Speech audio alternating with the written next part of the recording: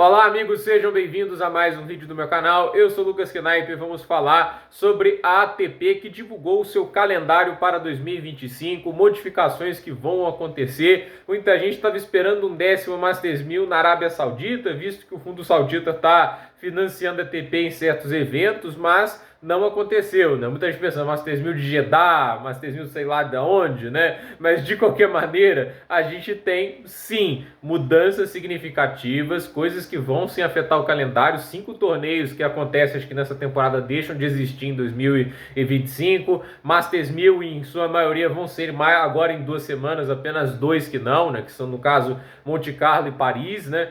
Os Masters 1000 franceses, né? No final é os franceses que não vão ter os Masters 1000 de 2 semanas. E a gente também vai ter alguns torneios promovidos, 3 deles de ATP 250 para ATP 500, né? A gente vai falar aqui o calendário, né? Mas basicamente é isso, né? 2 Masters 1000 não serão feitos em 2 semanas, que são Monte Carlo e Paris. De resto, todos em 2 semanas, tendo chaves de 96 jogadores. Então, mais tenistas terão oportunidades de entrar na chave principal desses torneios, né? Há algumas mudanças de calendário importantes, como o ATP 500 de Hamburgo, que deixa de ser pós-Wimbledon e vira preparatório para Roland Garros, acontecendo na semana anterior. E é claro, falando aqui dos torneios que deixam de existir de uma vez, Atlanta, Córdoba, Estoril, Lyon e Newport. Acho que todos ATPs 250. Mas indo para o calendário, né? O primeiro mês a gente vai ter a United Cup, né? Que acontece em Perth e outras cidades, né? E a gente vai ter o ATP 250 de Brisbane e de Hong Kong, né? Esses ATP 250 acontecendo na primeira semana do calendário de 2025, mas no caso começando na última semana de dezembro, né? Na semana seguinte teremos 2 ATP 250, Adelaide e Auckland, né? Sempre tem esses torneios preparatórios antes, é claro, do Australian Open. No Australian Open a gente vai ter aquele torneio de 2 semanas que começa, se não me engano, no dia 12 de janeiro, terminando, se não me engano, no dia 27, com a decisão do torneio, obviamente, aí no domingo, né? A gente vai ver quem que vai ter a decisão do Australian Open em 2025, mas ainda está muito longe, né? E depois disso vamos ter o ATP 250 de Montpellier, isso na semana seguinte. Depois, Dallas e Roterdã, ambos ATPs 500, né? Uma situação que me chamou bastante atenção, né? Dallas e Roterdã, ATPs 500, né? Eu não esperava por essa, né? Mas de qualquer maneira, né, um torneio como o de Dallas, né, vira agora um ATP 500 maior, né, vai para disputar ali um pouco com Roterdã, possivelmente vai trazer mais jogadores para lá, porque agora as chaves tendem a se dividir. Curioso para ver que tipo de impacto isso vai ter no calendário. Na semana seguinte vai ter Buenos Aires, Delray Beach e Marseille, todos ATPs 250, né, e assim, torneios que obviamente variam muito, né? Tipo, a gente tem Buenos Aires acontecendo em Saibro, né? A gente tem o Delray Beach em uma quadradura descoberta e a gente tem Marseille em uma quadradura coberta, né? Vale lembrar que tem diferenças, né? Por exemplo, Dallas e Roterdã, todos em quadras duras cobertas. Depois disso, a gente tem, na semana dia 17 de fevereiro até 24, Doha e Rio de Janeiro, agora os 2 ATPs 500, o ATP 500 do Rio de Janeiro no Saibro e o ATP 500 de Doha na quadradura, e agora há uma possibilidade muito grande de Carlos Alcaraz ir para Doha e não jogar no Rio de Janeiro, porque se aqui tinha a questão de ter os pontos extras, agora sim, como Doha paga mais, né,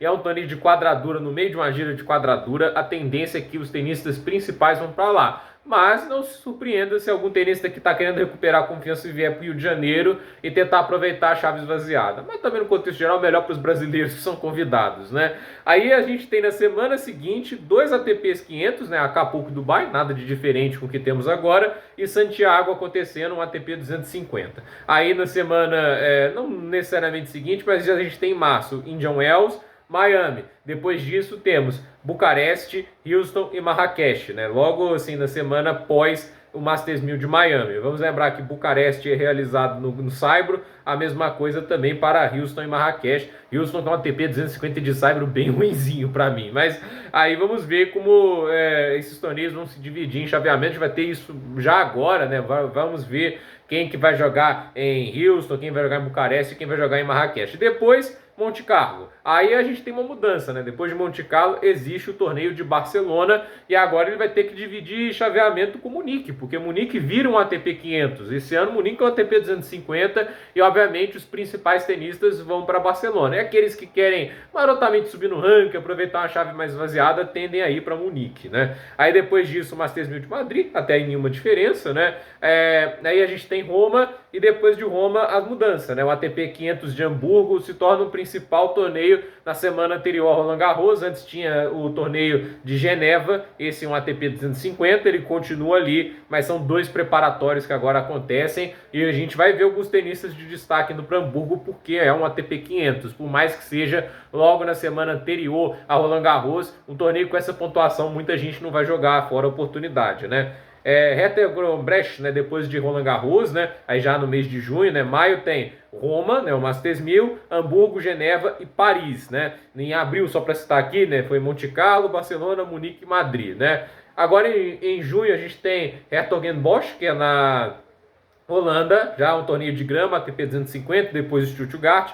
Na semana seguinte, né, Hertogenbosch e Stuttgart na mesma semana. Na semana seguinte, Halle, que vai ser o ATP 500, né, da Alemanha. E aí a gente tem em Londres também, em Queens, né, os dois ATPs 500. Mallorca e Eastbourne na semana seguinte. O ATP, assim, os torneios da Giro de Grama continuam igual, tudo isso, obviamente, antes de Wimbledon. Aí, em julho, aí tem mudanças, né? Bastad, Gstaad, Los Cabos, todos na mesma semana, todos ATPs 250. Lembrando que Bastad e Gstaad são ATPs 250. Na semana seguinte tem Kubichel, o Mag e Washington. Só Washington na quadradura, aí sendo o começo, obviamente, da gira americana, né? E assim, vamos lembrar, agora não tem mais o torneio de Atlanta, apenas Washington, o único ATP 500 desses torneios que acontece da semana de 20 de julho. Então, assim, vamos ver aí o que acontecerá nesses torneios, como será essa divisão, mas o ATP 500 de Washington tende a ter uma chave mais forte do que costuma ter. Aí depois disso vamos ter o Masters 1000 de Toronto, esse ano vai ser realizado em Montreal, mas ano que vem é em Toronto, depois Cincinnati, e agora ambos torneios de 2 semanas. Aí a gente vai ter o Winston-Salem, né, que é um ATP 250 preparatório para o US Open que acontece ali em agosto e vai terminar em setembro, né? Aí tem Copa Davis e aí a gente começa a ter aquela gira asiática, né? Chengdu, Zhuhai, são dois torneios de quadradura descoberta que acontecem lá na China, eu acredito, né? E aí temos a Lever Cup também, né? Que vai acontecer ano que vem em São Francisco. Esse ano acho que é em Berlim. Depois Tóquio e Pequim, dois ATPs 500, né? Ambos acontecendo na mesma semana. Aí depois Masters 1000 de Xangai, em 2 semanas, vale lembrar. Aí vai ter Almaty, Antwerp e Estocolmo, todos na mesma semana. Torneios ATP 250 todos.